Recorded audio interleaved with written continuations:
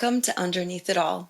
This episode isn't about hacks or motivation or vibes. It's actually about regulation. How modern life quietly dysregulates sleep, attention, intimacy, discipline, and decision-making, and what actually helps. Because let's be honest, most people, we're not lazy or broken or unmotivated like we've been told. We're just overstimulated, exhausted, and operating in systems where our nervous system was never really designed for. The promise to our listeners today, by the end of this episode, is you'll understand why you feel scattered and tired and disconnected and just stuck in cycles that don't change, and what we can do about it in real life. So, we're not talking about theories today or trends. We're just going to talk about tools that actually work. Today, I want to introduce someone very special to me, someone that genuinely changed the trajectory of my thinking. Mr. Michael Wildermuth was my high school professor. And honestly, the reason I fell in love with psychology in the first place. So because of you, my curiosity didn't just stop in your classroom. It continued into my work, into my life, into my master's, into my doctorate, and now into this podcast. So I truly believe there's a difference between people who teach and people who educate. Mr. Wildermuth, he's an educator who doesn't just deliver information, but he shapes the way you think.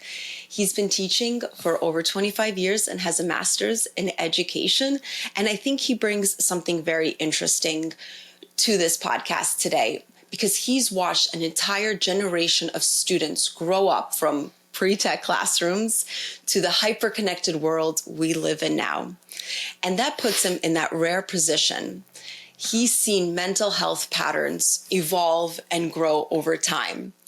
So, Mr. Wildermuth, welcome to Underneath It All. Thank you for having me, Dasha. I'm so excited. So, as I've said, you've been teaching psychology for 25 years now.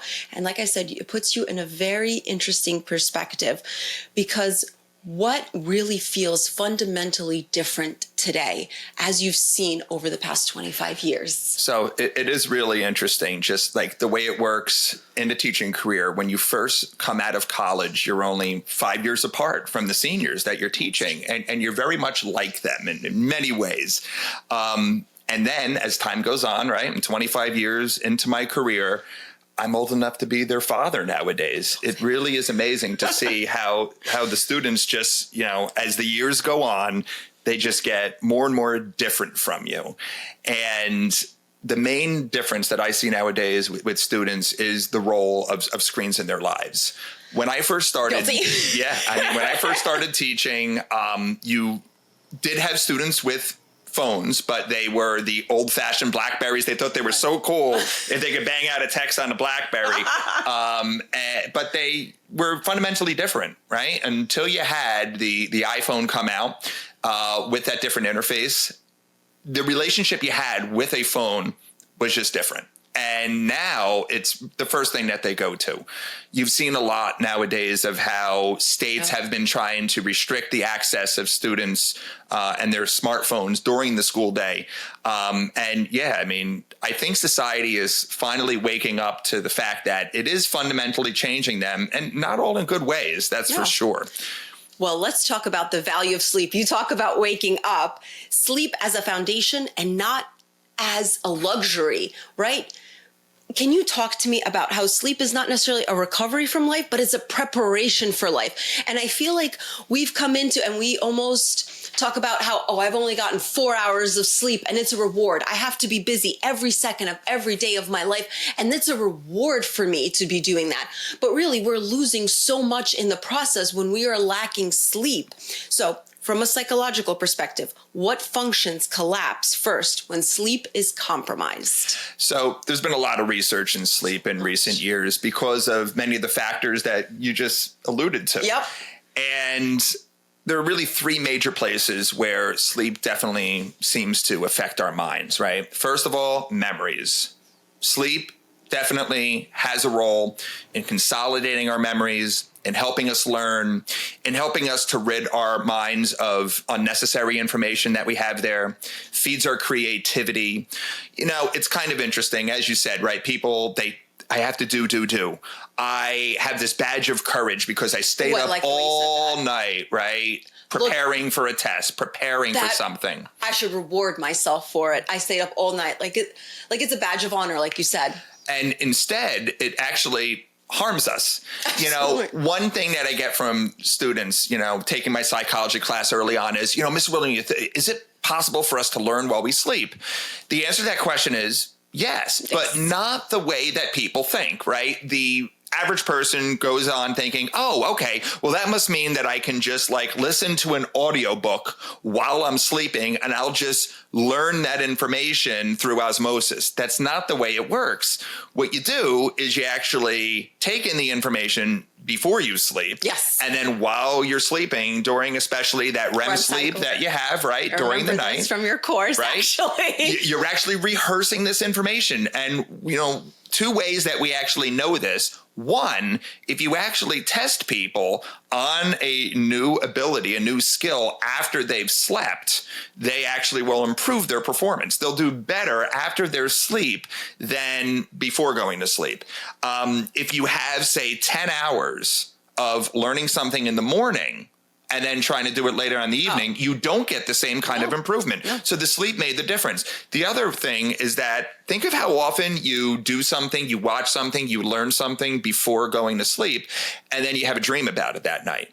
And this goes into dream theories, which I absolutely love. I know we're going a little bit off topic, but I remember listening to you in class about different dream theories and how you used to tell us, you know, it's interesting when you go to sleep and you have a problem, your brain keeps actually working on that problem and you can wake up and miraculously somehow you've now solved the problem. Right. That's the importance of sleep. And when you're taking that away, you're taking away that creativity. And we're now introducing that brain fog without going into dream theories, because I absolutely love them, because I remember you had us do the dream journals. Yes. And you had us analyze our dreams, which was absolutely my favorite thing, because I think it really brings out a different part of us. Yes. I mean, one thing that happens to me, and I don't know if this happens to your viewers, but like I wake up almost every morning with a song in my head. And sometimes I've actually noticed that that song is actually something I was thinking about the day before. Like, wait a minute. Like, I remember there's a song I really liked, or there's this artist I really like, but I didn't know the name. I just didn't have enough information to try to Google the information, you know? And then that next morning, it's in my head. It just pops in the name, the song, and it's just interesting. Again, not to get into the unconscious mind and those dream theories too much. So do you see a difference between acute sleep deprivation and long-term poor sleep habits? So I need to know the answer. Yeah, absolutely. I mean, look, acute sleep deprivation. You have something really important going on. You need to stay up late. You need to push yourself in the short term. Not necessarily a bad thing, especially because we have things like caffeine that helps us, you know, bridge that gap when it comes to, you know, fatigue that would come from acute sleep deprivation. Your body, your mind actually rallies, right? We do have the hormones to like cortisol, right? I was just like epinephrine, right? That and our immune system in the short term actually does boost itself to get us through an acute tough time, right? That means short term. But then if it goes long term, right? Now things start to break down. Like caffeine will only get you so far, right? If you have 1 or 2 long nights, then yeah, a cup of coffee does help, but it gets less and less effective over time. And then you're going to start to have, you know, the cumulative deficits, especially with things like attention and memory, things that are really important when it comes to being a better person, you know? So if sleep is the base layer, technology seems to be the wrecking ball. So let's talk about technology and the brain. Absolutely. How does constant digital stimulation change attention span and frustration tolerance? I am guilty of this. I have lack of patience lately. You know, and it's like lately, really? Far cry from dial-up AOL, isn't it? Yeah, and it's interesting because, you know, you said that I've been teaching over 25 years, which means I was in college college in the late 90s. I got my first email in fall of 1996. And the big thing back then is, AOL was when you had a dial-up modem. The big thing is when you could go to the computer lab and you had an Ethernet connection. But even back then, you could log into your computer and then go to get a cup of coffee at the cafe, because it would take a minute or so just to, have your credentials go through and actually log into the computer. If you wanted to go to a website that actually had some graphics on it, it would take time as that website would load during that time. And as things sped up, as we got more of the instant gratification, we've become less patient, right? Yep. We've become less patient. I need it now. Exactly.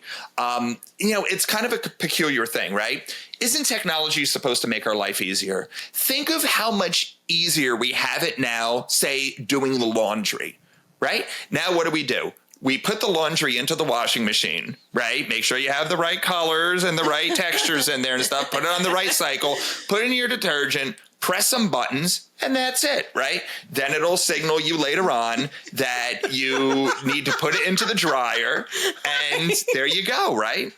Why, hello, Dakota. Hi.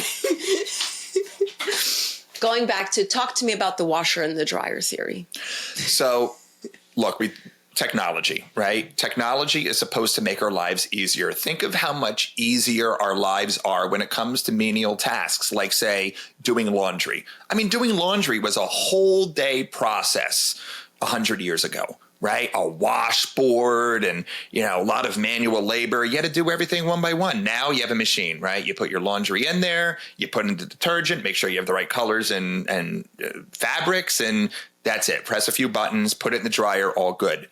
And we were surrounded by this technology nowadays that has made our lives easier. But we're not living our lives in a way where we have so much free time and we feel so much more relaxed. Instead, we feel more stressed than ever and busier than ever. Why is that the case? Ooh, I love this perspective.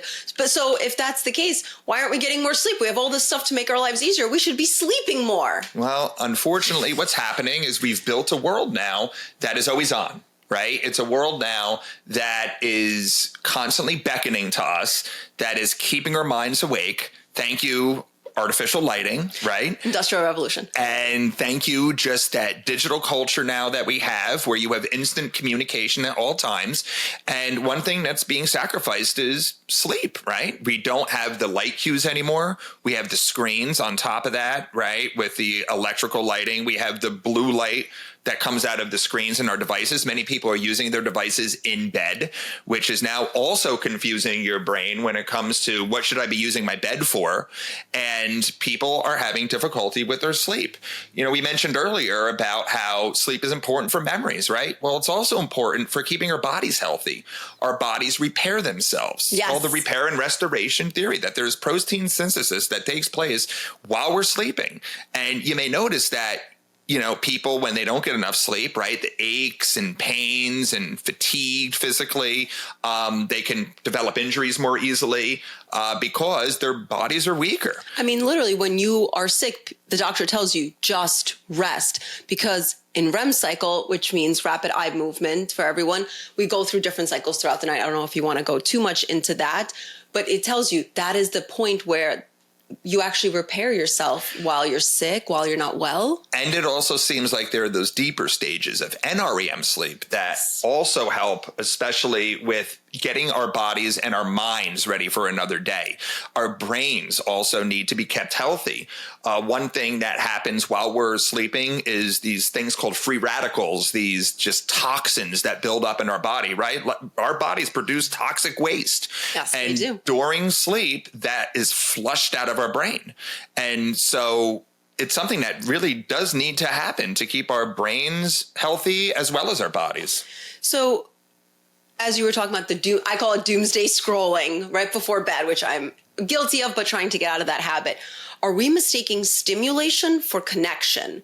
Because I am seeing a lot of that, where I actually talk about in one of my other podcasts about how I don't think we understand what connection is. Being able to like somebody's post or say, good for you, congrats, is that the same as connecting with people? Like, I feel like we all want to be a part of this village, but nobody wants to be a villager. Right. And look, humans are naturally social creatures, Yes. right? I mean, throughout all of human existence, we could not survive without being part of a community, without being part of a group. And nowadays, what's happening is a lot of people are taking those likes, taking those followers, those friends, but are they really friends? And they're substituting real connections for that. You know, social media is one of those things that, again, is a double-edged sword. It is a great tool to keep in touch with people. There are, you know, cousins, old friends, people I know that I am able to, you know, keep in touch with, to be in the loop and know what's going on in their lives because of that technology. If it wasn't there, I would have completely lost touch with them. Yes. At the same time, though, if you're in a room and you are surrounded by people with whom you could have a deeper connection, but instead you're choosing to scroll on your phone. And I'm not just talking social media. How about you just going on to sports betting apps and things like that? You are missing out on making true, real connections with other people.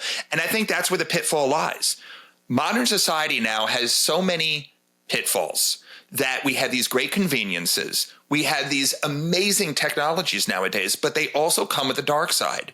And especially since the world has been so rapidly changing. So quickly.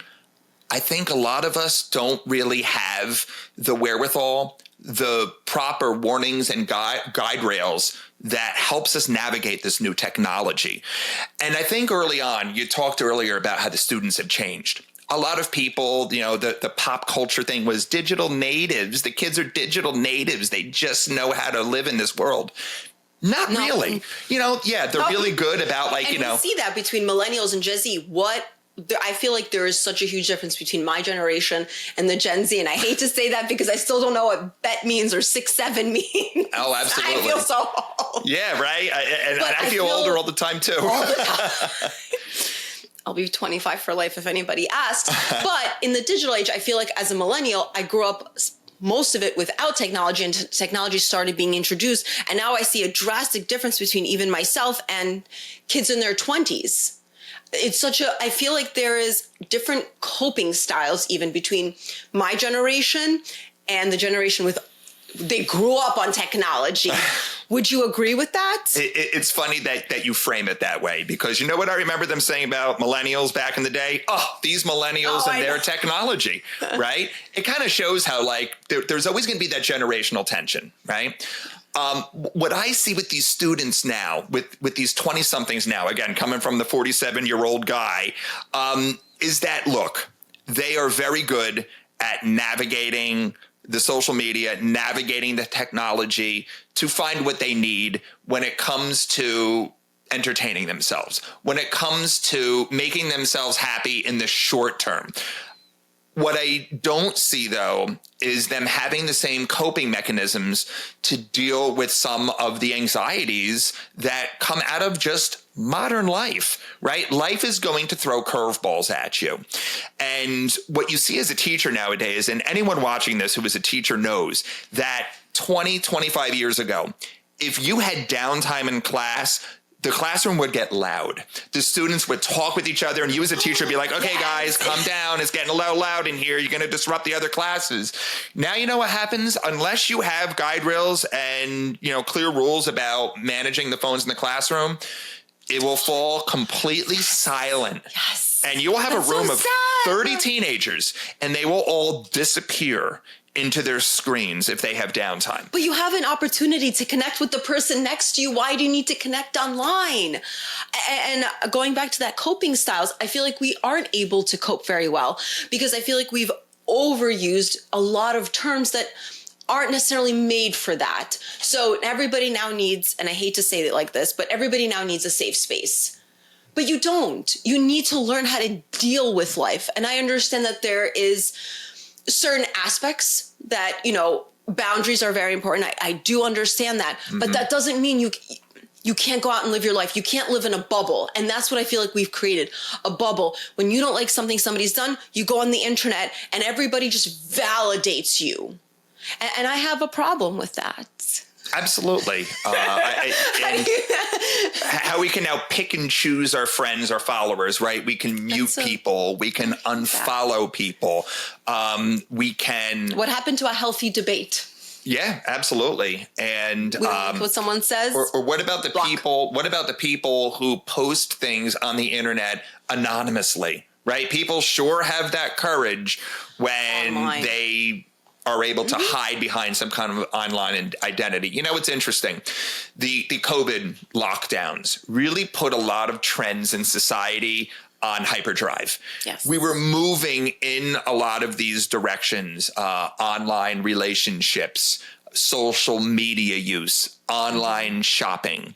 And what happened during COVID lockdowns is it really accelerated the trends we were seing. I agree. And what are we now seeing in schools, right? We're seeing that reaction. The repercussions of it still. Right. Well, you saw the repercussions, right? You saw the learning loss. You saw the increase in anxiety and depression.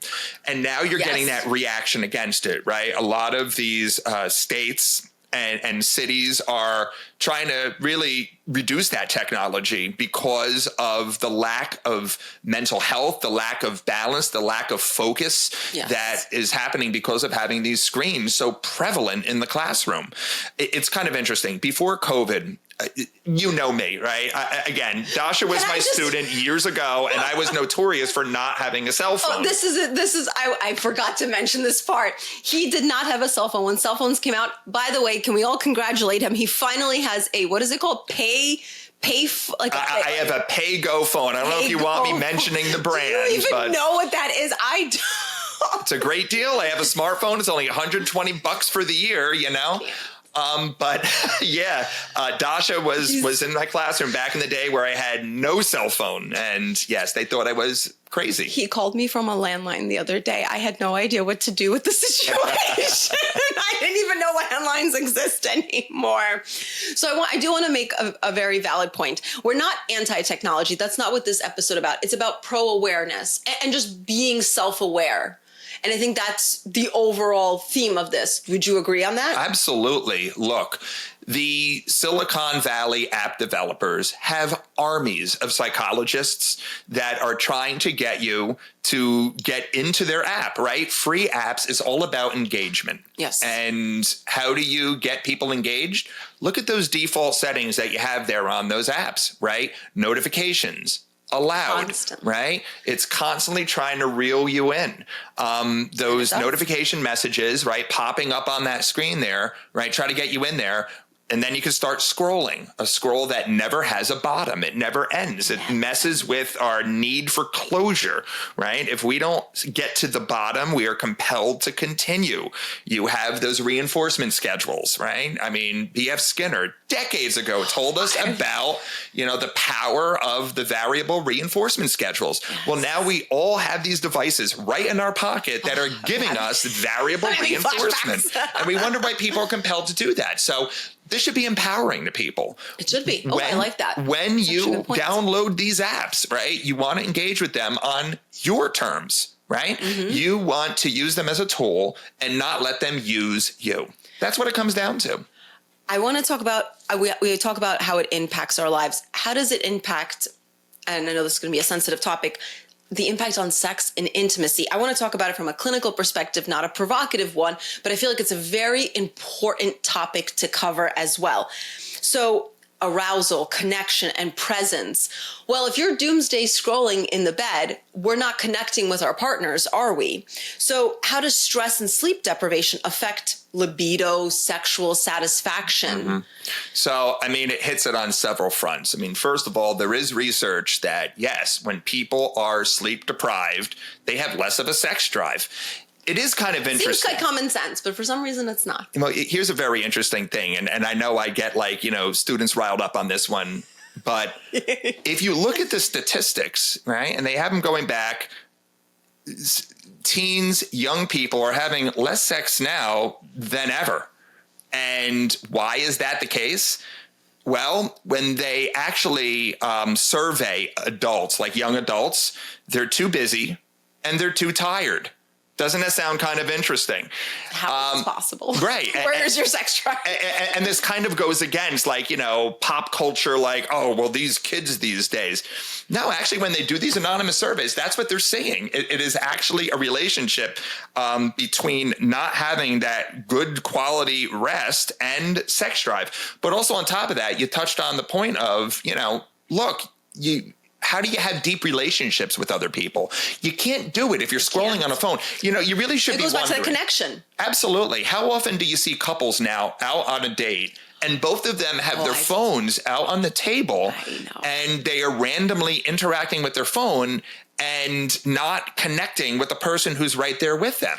And I think we're also, and I don't want to go too much into it because I actually would love to cover this topic as well. But for females, the sex part doesn't begin in the bedroom. It actually begins on the date. That's their foreplay. So we're negating foreplay, essentially. That part where we can interact, evolve, form deeper bonds with our partners. And we're not getting that anymore. And we're now saying, oh, a TV show, watching TV at nighttime is date night. It's not, because you're not having anything interactive. Both of you are glued to a screen. How is that in any way intimacy? Right. And it's just kind of interesting to see how people are not really developing those deeper connections as much nowadays. You have to actually have your attention on your partner, right? That person needs to know that you're actually connecting with them instead of just going through the motions. And unfortunately, we do live in a society where, like I said, the apps are working to reel you in, and it's competing against actually making those real connections with others. One thing we have in psychology, right? The humanist theory is Maslow and his hierarchy of needs.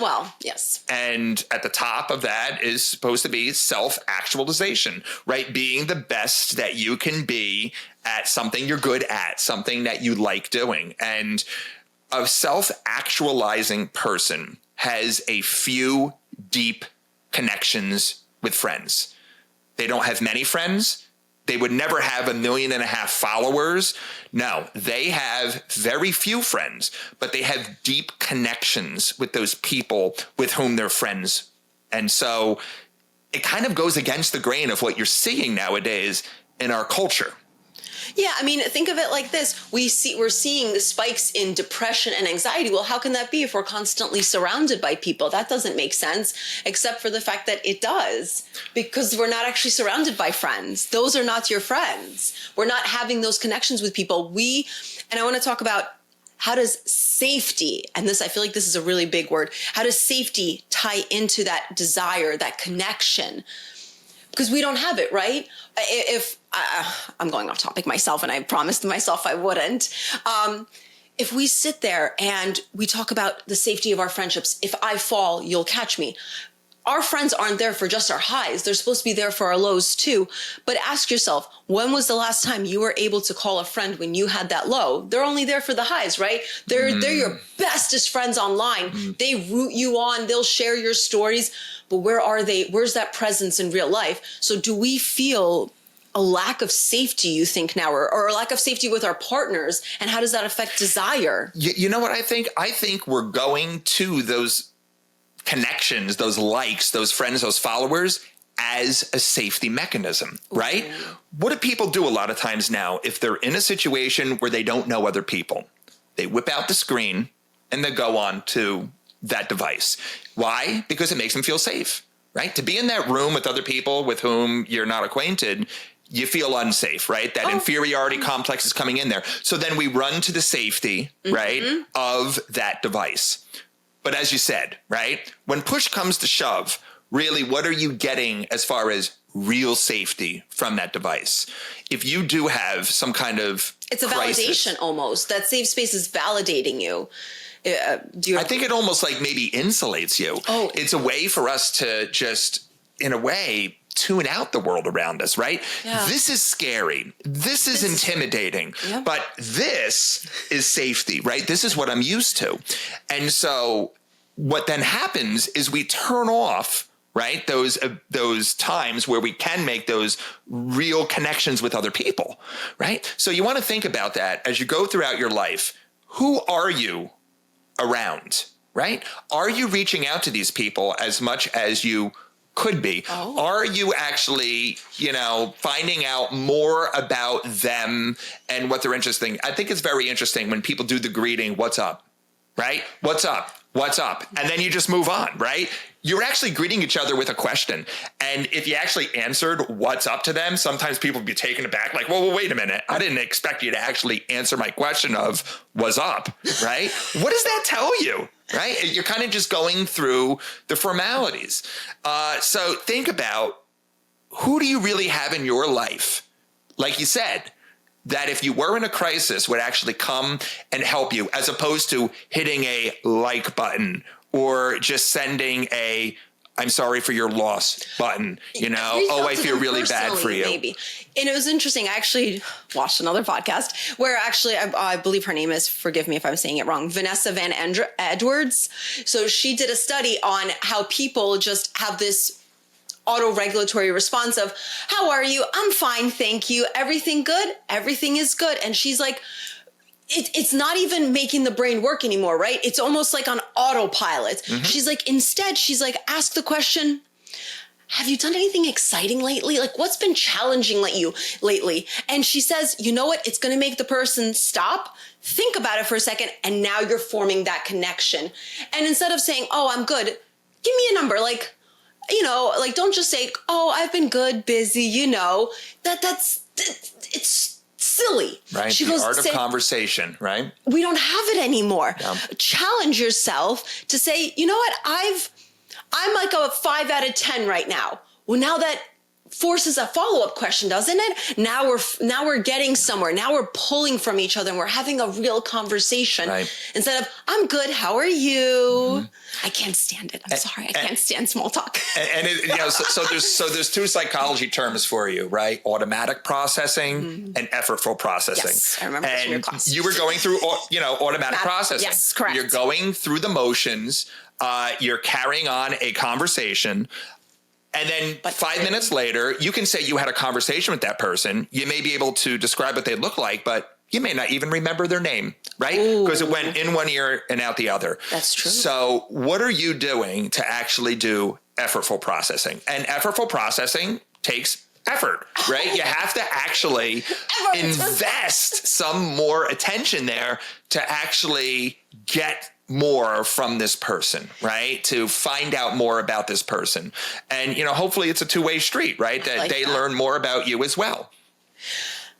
Can we transition that into discipline and the myth of motivation? Because I think we talk about discipline as a regulation, not necessarily a willpower. And I feel like we're kind of moving towards that. So I think discipline isn't about being strict. And I think that's the misconception. It's about being consistent with your nervous system and when it doesn't want to cooperate. So why do people equate discipline with punishment? And I feel like we're kind of transitioning a little bit into that, because what we feel like we're lacking these days is a little bit of that discipline. We can't discipline ourselves to not be on our phone, right? We're addicted. So can we talk a little bit about that dysregulation and sabotaging ourselves? So we are creatures of habit. We really are, right? Yes, we don't like change. And the brain hates change, by the way. And it's interesting because, I think disciplinarian, right? That person is a disciplinarian. I think most people would have a negative connotation with that. That is term, very true. It is right? yep. We don't like the idea that someone has to be confined, right? Mm-hmm. I think we definitely just get a bad taste from that. At the same time, when I ask my students, I'll give them a hypothetical situation when we're doing operant conditioning of a child who's acting up. And what do you do in the situation? Overwhelmingly, the students will go to punishment. Isn't that interesting, right? We don't like disciplinarians, but then we almost default to, we should punish someone who's not doing something if we want them to change their behavior. And look, punishment does have its place, but you know what's even better to do? Reinforcement, right? Yes. Reinforcing the good is Positive reinforcement. more effective than punishing the bad. And think about it, just common sense. Wouldn't you rather be acknowledged and feel good when you do the right thing than punished and feel bad when you do the wrong thing, right? And so we kind of have like this, for lack of better words, schizophrenic way of looking at this, right? We don't like disciplinarians, but we think that people need discipline, right? So when it comes down to changing our behaviors, right, and motivating us to do better, you want to do baby steps. You don't want to reinvent the way you live your life all at once. It's too much. Again, our minds, our bodies, we don't like drastic change. And so we rebel. We break ourselves from that. We start to make exceptions and we go back to our old cheat ways. day, as we call it. Yeah. Oh my God. We're already segueing into my favorite part of this episode. As you know, it just turned 2026. We just celebrated New Year's. Happy New Year. Happy New Year's, everybody. But you know what's interesting is I'm seeing a lot. Every year we do this New Year, New Me BS. And can we please talk about one thing I wanted to mention is, do you think a lack of discipline is often a misdiagnosis? I wouldn't think lack of discipline being a misdiagnosis. So are you talking like an antisocial personality disorder or oppositional defiance disorder? I am talking about how we are always saying, I need to be disciplined in my New Year's resolutions. And if I can't fulfill it, I lack discipline. And there goes that punishment, right? We're now associating that negative connotation to it. One word I hear being, I believe, overused a lot now is addicted. Oh my God. So, everybody's addicted. I'm addicted to this show. I am addicted to shopping. Unless you're a serial killer, you're not obsessed, by the way. Where do we draw the line between addiction and bad behavior? Ooh. Right? Where does that line get drawn? And, many people are beginning to say that we're just defaulting to addiction. And when we use the word addiction, it's almost like we remove some of our culpability in that behavior, right? Yes, if we can say I'm addicted, then I'm a victim of that addiction, as opposed to, no, I am doing a maladaptive behavior, which is something you can change. Right? Yes, I can't help it. In my opinion, it's very much a victim mentality. And think about how often people in your lives, maybe even you've done this yourself, where you say, oh my gosh, I really should. Oh my gosh, I really am so bad at, and I really should. And you could make the change. You choose not to. And why? Because it's difficult, right? It's easier to just keep going on the way we have been, even though we know consciously that it isn't the best thing for you to be doing, right? But it's still easier. It's the path of least resistance. Oh, and we like that. So it's all about small change, Dasha, small change. So is that why you think resolutions statistically fail so quickly? Absolutely. So many people want to just reinvent themselves. It's very interesting, right? Here we are in January of a new year. We're starting over. Yeah, the gyms will be packed, right? Oh, absolutely. The diets have begun. And really, what you have to do is small change. Yes. You talked about sleep earlier, right? We talked about sleep earlier in this episode, and small change, right? If you're constantly staying up until 2 o'clock in the morning and sleeping until 10 o'clock in the morning the next day, and you should be going to bed earlier and stuff, you're not going to fall asleep at 10 o'clock the next night. It's not going to happen. No, it's a small change. You got to make small changes over the course of weeks and weeks and slowly adjust the way that you live your life. That's how you make it a lasting change. I was actually listening to someone on another podcast again, and they were talking about, well, even if you go to sleep at 2 a.m., make sure you get up at 7, you go to the gym. That's the change you need. And I don't necessarily agree with that, because I feel like we're associating, right, again, that negative connotation of, oh, I'm tired, I don't want to get up, I'm going to force myself to go to the gym. Instead of the night before, I start setting that alarm for 8 p.m. I don't want to go to sleep at 8 p.m. Of course I don't, but I'm just going to lay there. The first night's going to suck. The second night's going to suck. It takes really about 30 days to really get that habit of it. And slowly you'll start to want to go to sleep at 8 p.m., which will make you want to get up, right, at 7 a.m. And now we're giving a positive association with getting up in the morning. I feel good. I feel good enough to go to the gym. Now I'm not forcing myself anymore. And I feel like this is going to go into pop psychology. I told myself I hate going off topic, but I do it anyway every time. And I hate pop psychology because we're not using really studies that have to talk about what really works. It's just this pop psychology. Whatever I hear on the internet must be true. And it's, for some reason, it's working for that guy with 200,000 followers. But why isn't it working for me? Because it doesn't work. It's like you said, it's the small, minor changes. Don't sit there and give yourself New Year's resolutions and do 10. On New Year's, I'm going to not eat any sweets. I'm not going to do this. But I'm going to have a cheat day. No, that doesn't work. And you're going to feel so terrible when it fails. And it's not a lack of discipline. And that's really what I want to reiterate. You are not a failure when that happens. You are human, by the way.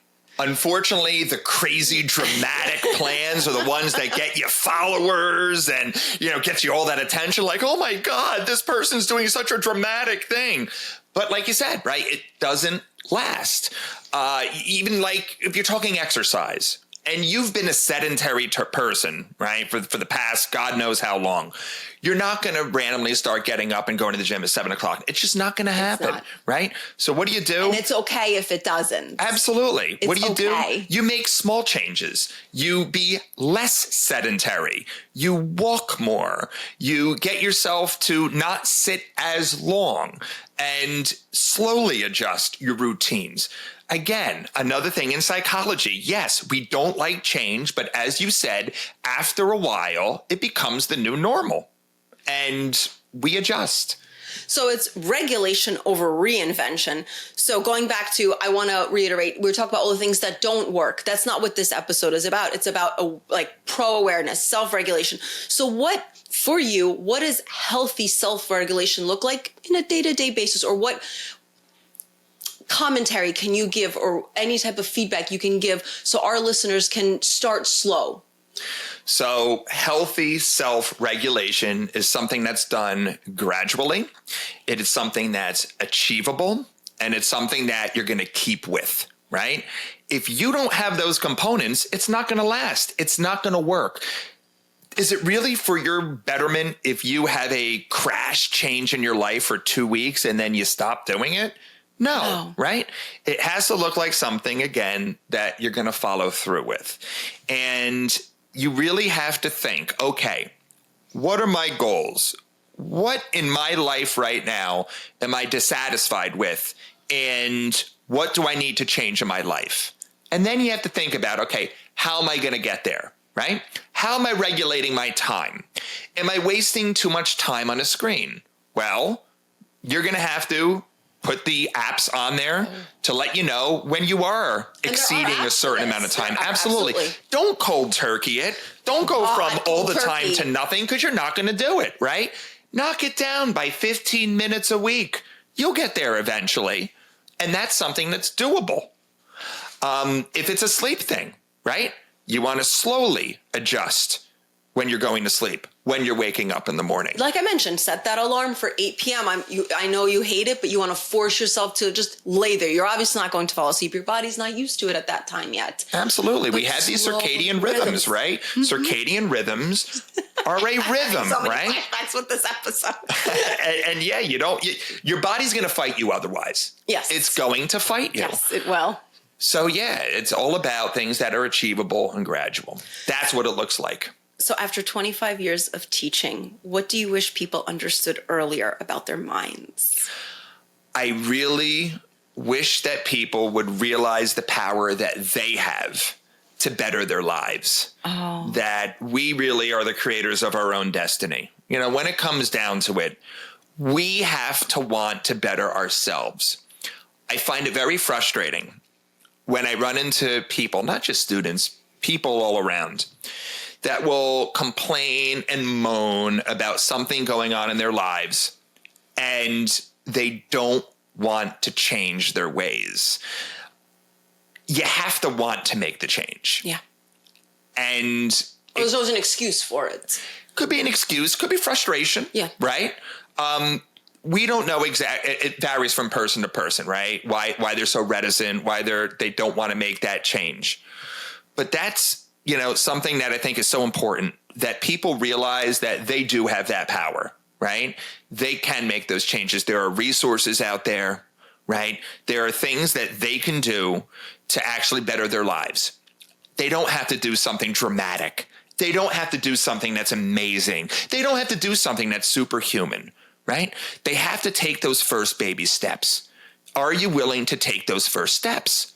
If the answer is yes, that's great, right? And reward yourself when you do achieve, right? The reinforcement is better than the punishment. Yes. Don't be so hard on yourself, right? But yeah, that's really the main thing that I wish people would really, realize more often about themselves. And this isn't about fixing yourself, is it? That's not what we're trying to do here. It's about understanding yourself well enough to know that you can't fight biology. You can't fight being human. And I want you to give yourself grace. If you have no other New Year's resolution, give yourself grace this year. I think that's a good one. Absolutely. Mr. Wildermuth, this has been such an honor. You have no idea to have you on here. I am incredibly grateful to have had you as my educator, because you have brought so much inspiration to my life, and I'm happy to be hopefully continuing it. And thank you. Thank you so, so much for being here. Guys, thank you again for listening. Do you have anything you'd like to say to everyone? Thank you for having me, Dasha. I really appreciate it. And to you viewers out there, again, hopefully that you've heard things in this episode here about things that you can do to make your lives better. It's all about the powers with you. So, Mr. Wildermuth, Michael, since we're not in school anymore, I just want to say that this has been a real treat and a real honor to have you on here. You were my educator 15 years ago, and to have you on here all these years later, to know how much you shaped not only my life, but so many other students, how much you've inspired us. I hope I'm continuing what you have already taught me, and I am just incredibly grateful that you had the time and you took the time to come on this podcast. Thank you so, so much for being here. And thank you for having me, Dasha. I really do appreciate it.